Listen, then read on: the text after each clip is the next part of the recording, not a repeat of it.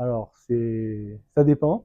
On est dans un flux où on augmente de plus en plus. Je crois qu'actuellement, on est 12 ou 13, où on est séparé aussi avec une personne qui est en biologie moléculaire qui fait aussi de la technique. Voilà, donc je pense qu'on est 12 ou 13.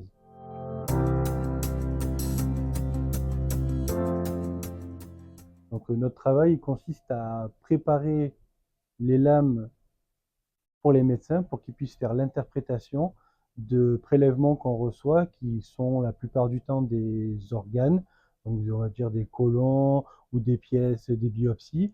Et donc du coup, nous, on fait l'étude sur ces pièces-là de ce qui est potentiellement cancéreux, inflammatoire ou du suivi de diagnostic.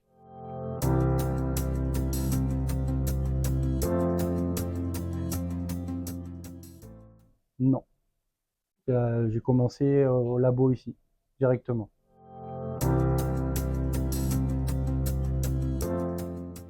Alors du coup, DaVinci, moi j'ai fait partie des référents, donc ceux qui ont, entre guillemets, créé le DaVinci pour le laboratoire à Nîmes.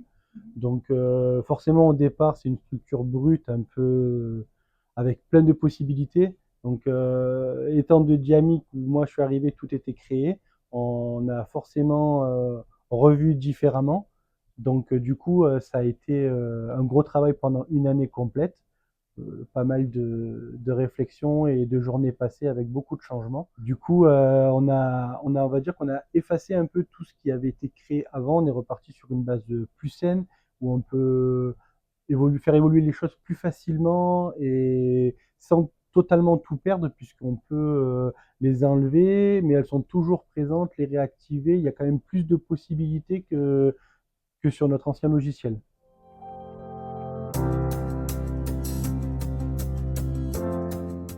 J'ai beaucoup apprécié travailler sur DaVinci, surtout que j'ai commencé sur le logiciel précédent. J'ai trouvé ça beaucoup plus intuitif, vraiment. Ça a été, je trouve assez simple de s'adapter à travailler sur ce logiciel. J'ai bien aimé.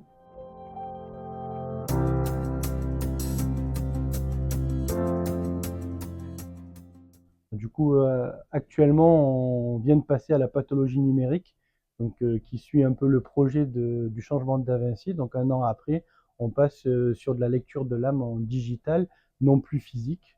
Donc c'est un projet qui tient à cœur à nos médecins, puisque du coup, normalement le déploiement était prévu sur un mois et là ils y sont tous passés. Donc du coup, je pense que la perspective elle est là, c'est passer au numérique totalement.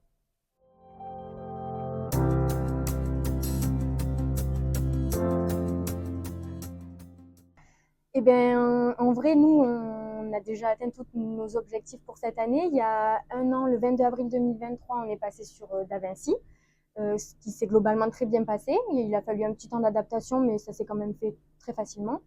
Un an après, jour pour jour, on est passé sur la pathologie numérique.